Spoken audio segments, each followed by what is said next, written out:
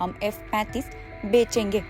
हैरानी की बात तो यह है कि यह बयान पेंटागन के खुफिया अधिकारियों और प्रमुख क्षेत्रीय सहयोगियों द्वारा इस सौदे के गंभीर जोखिमों को लेकर बार बार जताई जा रही चिंताओं के बावजूद आया है।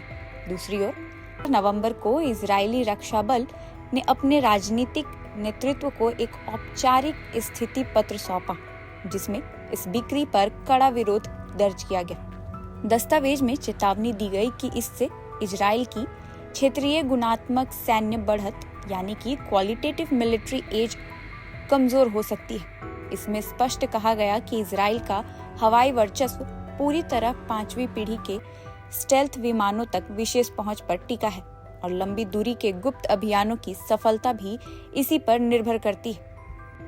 सऊदी अरब को F-35 मिलने से न सिर्फ इजरायल की हवाई श्रेष्ठता खतरे में पड़ जाएगी, बल्कि उत्पादन लाइनों पर अतिरिक्त दबाव के कारण इजरायल के अपने अतिरिक्त स्क्वाड्रनों के ऑर्डर में भी देरी हो सकती है। गौरतलब है कि अमेरिकी कानून इजरायल को अरब देशों पर गुणात्मक सैन्य बढ़त बनाए रखने की गारंटी देता है, लेकिन ट्रंप प्रशासन ने अभी तक यह साफ नहीं किया है कि इजरायल को इसके बदले क्या अतिरिक्त क्षमताएं दी जाएंगी। दूसरी तरफ रक्षा खुफिया एजेंसी यानी कि DIA की एक गोपनीय रिपोर्ट में पहले ही चित्र में प्रावधान है कि एक देश पर हमला होने को दूसरे देश पर हमला माना जाएगा।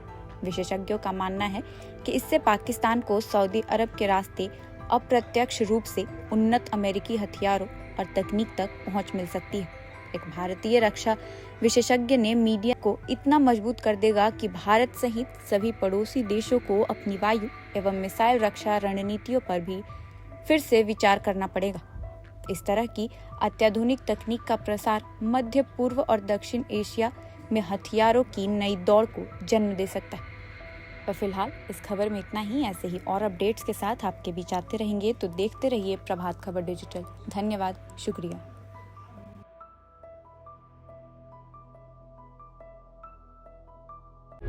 प्रभातखबर.com, विश्वास वही, रफ्तार नहीं।